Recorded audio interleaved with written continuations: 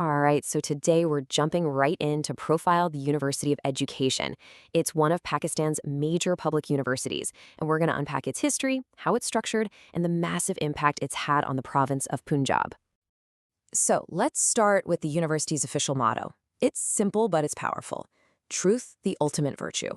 This really sets the stage for everything they're about in terms of academics and research. Okay, 2002, you gotta remember that year. Now, the university's roots, they go way, way back, but 2002 is when the University of Education, or UE as most people call it, was officially born as one single, unified public university. So, what exactly is the UE? Well, it's a public research university, for sure. But the thing that really defines it is this multi-campus structure. Don't think of it as just one location. It's more like a whole network of institutions spread all across the province of Punjab. All right, here's our game plan for this explainer. We're going to explore its pretty unique campus structure, then check out all the different programs it offers, get a feel for student life, and wrap up by understanding its bigger role in the whole region. Now, this is where the story gets really cool. The university's origin story in 2002 wasn't about building something from the ground up. Nope. It was about bringing together a bunch of historic, really well-respected colleges under one umbrella. And today the university is this powerful network of 9 distinct campuses, and they're strategically placed in different cities all over Punjab, which is a game changer for making higher education accessible to way more people. And this timeline, wow, it really puts that history in perspective. We're talking about places like the Lady Maclagan Training College, founded way back in 1933. These institutions became the absolute bedrock of the modern university. That legacy in teacher training, it's completely fundamental to its identity. So with that history in mind, you're probably wondering, what can you actually study at UE today? Because while its foundation is definitely in education, what they offer now has just exploded. The university really lays out a whole academic journey for its students. You can start with your bachelor's degree, then move up to a master's, dive deep into research with an MPhil, and go all the way to a PhD, all inside the UE system.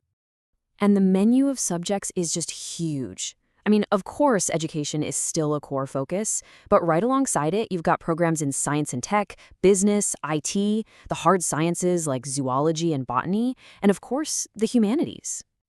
But a university isn't just about what's in the textbooks, right? It's about the people who bring it to life, the students, and how the university actually connects with the community around it. So just to give you a sense of the scale we're talking about, get this number.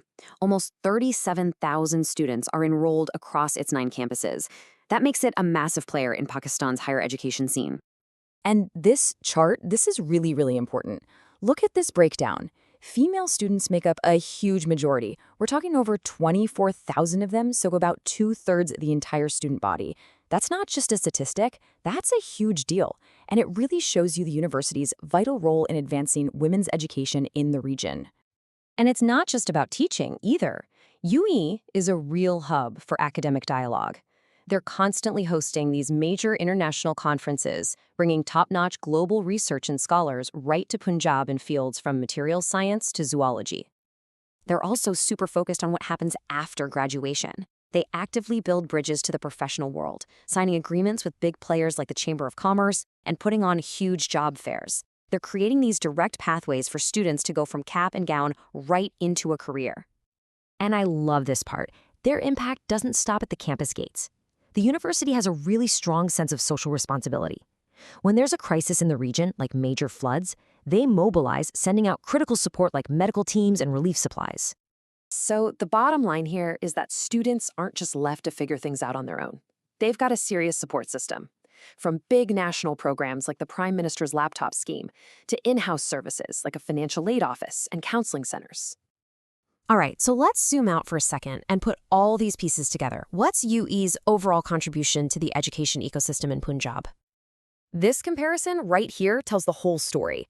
What started as the scattered collection of specialized teacher training colleges is now a single, unified university that offers accessible higher education in pretty much every field you can think of. What a transformation. So to wrap it all up in a neat little package, this is the University of Education today. It's a public university, officially started in 2002, with 9 campuses, over 36,000 students, and a deep, deep legacy in teacher education that now fuels a huge range of modern disciplines.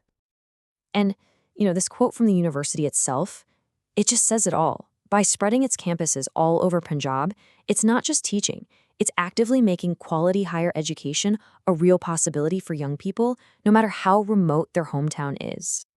So, when you boil it all down, the big takeaway is this incredible evolution.